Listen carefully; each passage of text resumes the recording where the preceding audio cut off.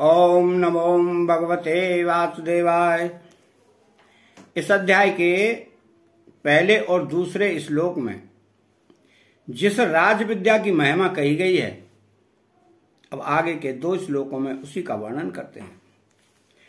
मया तत्मिदं सर्वं जगदव्यक्तमूर्तिना मत्स्थानि सर्वभूतानि न चाहं तेष्वस्थितः न च मत्स्थानि भूतानि पश्य मे योग मेश्वरं भूतभृन्नच्च भूतस्थो ममात्मा भूतभावना। अर्थात मया ततमिदं सर्वं जगदव्यक्त मूर्तना, मन बुद्धि और इंद्रियों से जिसका ज्ञान होता है वह भगवान का व्यक्त रूप है, और जो मन बुद्धि इंद्रियों का विषय नहीं है, अर्थात मन आदि जिसको नहीं जान सकते, वह भगवान का अव्यक्त रूप है। यहां भगवान ने मया पद से व्यक्त साकार स्वरूप और अव्यक्त मूर्तना पद से अव्यक्त निराकार स्वरूप बताया है। इसका तात्पर्य है कि भगवान व्यक्त रूप से भी हैं और अव्यक्त रूप से भी हैं। इस प्रकार भगवान की यहां व्यक्त अव्यक्त साकार और निराकार कहने की गूढ़ावसंधि समग्र रूप से है, अर्थात सगुण निर्गुण साकार निराकार आदि का भेद तो संप्रदायों को लेकर है।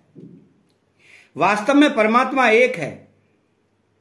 ये सगुण निर्गुण आदि एक ही परमात्मा के अलग अलग विशेषण हैं, अलग अलग नाम हैं। गीता में जहां सत असत और शरीरी का वर्णन किया गया है, वहां जीव के वास्तविक स्वरूप के लिए आया है कि येन सर्वमिदं ततम्, क्योंकि यह परमात्मा का साक्षात अंश होने से परमात्मा के समान ही सर्वत्र व्यापक है। अर्थात परमात्मा के साथ इसका अभेद है। जहां सगुण निराकार की उपासना का वर्णन आया है, वहां बताया है कि येन सर्वमिदं ततम्। जहां कर्मों के द्वारा भगवान का पूजन बताया है, वहां भी कहा है कि ये न सर्वमिदं ततम्। इन सबके साथ एकता करने के लिए ही भगवान यहां कहते हैं कि मया तत्मिदं सर्वम मतस्थानी सर्वभूतानि, संपूर्ण प्राणी मेरे में स्थित हैं। अर्थात परा अपरा प्रकृति रूप सारा जगत मेरे में ही स्थित है। वो मेरे को छोड़कर रह ही नहीं सकता, कारण संपूर्ण प्राणी मेरे से ही उत्पन्न होते हैं, मेरे में ही स्थित रहते हैं और मेरे में ही लीन होते हैं। अर्थात उनका उत्पत्ति स्थिति और प्रलय रूप जो कुछ परिवर्तन होता है, वह सब मेरे में ही होता है। अतः वे सब प्राणी मेरे में स्थित हैं। न चाहम तेष्वस्थिता। पहले भगवान ने 2 बातें कही। पहली मया तत्मिदं सर्वम जगद व्यक्त मूर्तिना, और दूसरी मतस्थानी सर्वभूतानि। अब भगवान इन दोनों बातों के विरुद्ध 2 बातें कहते हैं। पहली बात, मैं संपूर्ण जगत में स्थित हूं के विरुद्ध यहां कहते हैं कि मैं उनमें स्थित नहीं हूं, कारण कि यदि मैं उनमें स्थित होता तो उनमें जो परिवर्तन होता है वो परिवर्तन मेरे में भी होता। उनका नाश होने से मेरा भी नाश होता, उनका अभाव होने से मेरा भी अभाव होता। तात्पर्य है कि उनका तो परिवर्तन नाश और अभाव होता है, परंतु मेरे में कभी किंचित मात्र भी विकृति नहीं आती। मैं उनमें सब तरह से व्याप्त रहता हूं और रहता हुआ भी उनसे निर्लिप्त हूं, उनसे सर्वदा संबंध रहित हूं। मैं तो निर्विकार रूप से अपने आप में ही स्थित हूं। वास्तव में मैं उनमें स्थित हूं। ऐसा कहने का तात्पर्य यह है कि मेरी सत्ता से ही उनकी सत्ता है, मेरे होनेपन से ही उनका होनापन है। यदि मैं उनमें न होता तो जगत की सत्ता ही नहीं होती। जगत का होनापन तो मेरी सत्ता से ही दिखता है, इसलिए कहा कि मैं उनमें स्थित हूं। तो नच मतस्थानी भूतानी। अब भगवान दूसरी बात, संपूर्ण प्राणी मेरे में स्थित हैं के विरुद्ध यहां कहते हैं कि वे प्राणी मेरे में स्थित नहीं है। कारण अगर वो प्राणी मेरे में स्थित होते तो मैं जैसा निरंतर निर्विकार रूप से ज्यों का त्यों रहता हूं, वैसा संसार भी निर्विकार रूप से ज्यों का त्यों रहता। मेरा कभी उत्पत्ति विनाश नहीं होता, तो संसार का भी उत्पत्ति विनाश नहीं होता।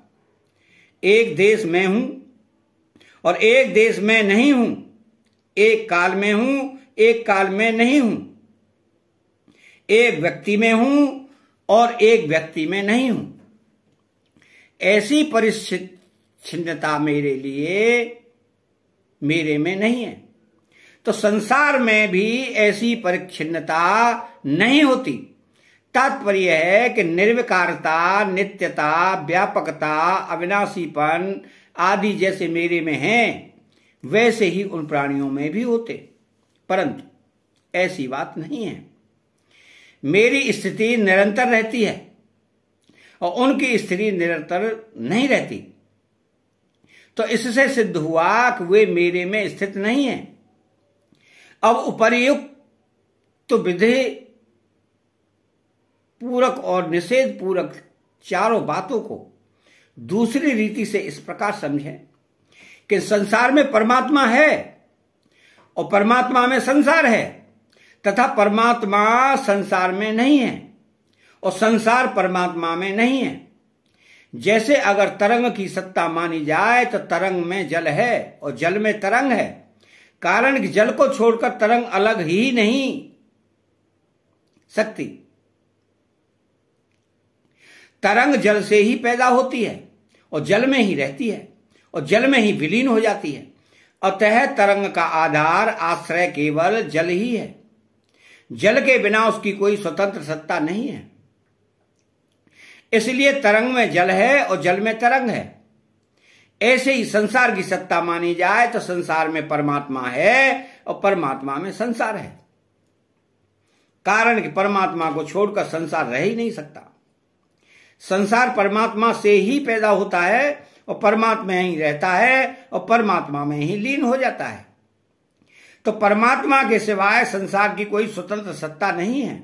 इसलिए संसार में परमात्मा है और परमात्मा में संसार है। अगर तरंग उत्पन्न और नष्ट होने वाली होने से तथा जल के सिवाय उसकी स्वतंत्र सत्ता न होने से तरंग की सत्ता न मानी जाए तो न जल में तरंग में जल है और न जल में तरंग है। अर्थात केवल एक जल ही जल है और जल ही तरंग रूप से दिख रहा है। ऐसे ही संसार उत्पन्न और नष्ट होने वाला होने से तथा परमात्मा के सिवाय उसकी स्वतंत्र सत्ता न होने से संसार की सत्ता न मानी जाए तो न संसार में परमात्मा है न परमात्मा में संसार है। अर्थात केवल परमात्मा ही परमात्मा है और परमात्मा ही संसार रूप से दिख रहे हैं। तात्पर्य यह हुआ कि जैसे तत्व से एक जल ही है, तरंग नहीं है, ऐसे ही तत्व से एक परमात्मा ही है, संसार नहीं है। वासुदेव सर्वम। अब कार्य कारण की दृष्टि से देखें तो जैसे मिट्टी से बने हुए जितने बर्तन हैं उन सब में मिट्टी ही है, क्योंकि वो मिट्टी से ही बने हैं और मिट्टी में ही रहते हैं और मिट्टी में ही लीन हो जाते हैं। अर्थात उनका आधार मिट्टी ही है। इसलिए बर्तनों में मिट्टी है और मिट्टी में बर्तन है। परंतु वास्तव में देखा जाए तो बर्तनों में मिट्टी और मिट्टी में बर्तन नहीं है। अगर बर्तनों में मिट्टी होती तो बर्तनों के मिटने पर मिट्टी भी मिट जाती, परंतु मिट्टी मिटती ही नहीं। अतः मिट्टी मिट्टी में ही रही, अर्थात अपने आप में ही स्थित रही। ऐसे ही अगर मिट्टी में बर्तन होते तो मिट्टी के रहने पर बर्तन हरदम रहते, परंतु बर्तन हरदम नहीं रहते। इसलिए मिट्टी में बर्तन नहीं है। ऐसे ही संसार में परमात्मा और परमात्मा में संसार रहते हुए भी संसार में परमात्मा और परमात्मा में संसार नहीं है। कारण कि अगर संसार में परमात्मा होते तो संसार के मिटने पर परमात्मा भी मिट जाते, परंतु परमात्मा मिटते ही नहीं, इसलिए संसार में परमात्मा नहीं है। परमात्मा तो अपने आप में स्थित है, ऐसे ही परमात्मा में संसार नहीं है। अगर परमात्मा में संसार होता तो परमात्मा के रहने पर संसार भी रहता, परंतु संसार नहीं रहता, इसलिए संसार में परमात्मा में नहीं है। जैसे किसी ने हरिद्वार को याद किया तो उसके मन में हरि की पैड़ी दिखने लग गई, बीच में घंटाघर बना हुआ है, उसके दोनों ओर गंगा जी बह रही हैं, सीढ़ियों पर लोग स्नान कर रहे हैं, जल में मछलियां उछल कूद कर रही हैं, वह सब का सब हरिद्वार मन में है। इसलिए हरिद्वार में बना हुआ सब कुछ पत्थर, जल, मनुष्य, मछलियां आदि मन ही है, परंतु जहां चिंतन छोड़ा वहां पर हरिद्वार नहीं रहा, केवल मन ही मन रहा। ऐसे ही परमात्मा ने बहुश्याम प्रजायेय संकल्प किया तो संसार प्रकट हो गया। उस संसार के कण कण में परमात्मा ही रहे और संसार परमात्मा में ही रहा, क्योंकि परमात्मा ही संसार रूप में प्रकट हुए हैं। परंतु जहां परमात्मा ने संकल्प छोड़ा वहां पर संसार नहीं रहा, केवल परमात्मा ही परमात्मा रहे। तात्पर्य यह हुआ कि परमात्मा है और संसार है। इस दृष्टि से देखा जाए तो परमात्मा संसार में और परमात्मा में संसार है, परंतु तत्व की दृष्टि से देखा जाए तो न संसार में परमात्मा है न परमात्मा में संसार है, क्योंकि वहां स्वतंत्र संसार की स्वतंत्र सत्ता ही नहीं है, वहां तो केवल परमात्मा ही परमात्मा है। तो वासुदेव सर्वम, यही जीवन मुक्तों की भक्तों की दृष्टि है। पश्य में योगेश्वरम, मैं संपूर्ण जगत में और संपूर्ण जगत मेरे में होता हुआ भी संपूर्ण जगत मेरे में नहीं है और मैं संपूर्ण जगत में नहीं हूं, अर्थात मैं संसार से सर्वदा निर्लिप्त हूं, अपने आप में ही स्थित हूं। मेरे इस ईश्वर संबंधी योग को अर्थात प्रभाव सामर्थ्य को देख तात्पर्य है कि मैं एक ही अनेक रूप से दिखता हूं और अनेक रूप से दिखता हुआ भी मैं एक ही हूं, अतः केवल मैं ही मैं हूं। पश्य क्रिया के दो अर्थ होते हैं, जानना और देखना। जानना बुद्धि से और देखना नेत्र से होता है। तो भगवान के योग प्रभाव को जानने की बात यहां आई है और उसे देखने की बात 11वें अध्याय के 8वें श्लोक में आई है। तो भूत भ्रन्न च भूतस्थो ममात्मा भूत भावना, मेरा जो स्वरूप है वह संपूर्ण प्राणियों को पैदा करने वाला, सबको धारण करने वाला तथा उनका भरण पोषण करने वाला है, परंतु मैं इन प्राणियों में स्थित नहीं हूं, अर्थात मैं उनके आश्रित नहीं हूं, उनमें लिप्त नहीं हूं। इसी बात को भगवान ने 15 अध्याय के 17वें श्लोक में कहा है कि क्षर जगत और अक्षर जीवात्मा दोनों से उत्तम पुरुष तो अन्य ही है, जिसको परमात्मा नाम से कहा गया है और जो संपूर्ण लोकों में व्याप्त होकर सबका भरण पोषण करता हुआ सबका शासन करता है। तात्पर्य यह हुआ कि जैसे मैं सबको उत्पन्न करता हूं और सबका भरण पोषण करता हुआ भी अहंता ममता से रहित हूं और सब में रहता हुआ भी उनके आश्रित नहीं हूं, उनसे सर्वदा निर्लिप्त हूं, ऐसे ही मनुष्य को चाहिए कि वह कुटुंब परिवार का भरण पोषण करता हुआ और सबका प्रबंध संरक्षण करता हुआ उनमें अहंता ममता न करे और जिस किसी देश काल परिस्थिति में रहता हुआ भी अपने को उनके आश्रित न माने, अर्थात सर्वदा निर्लिप्त रहे।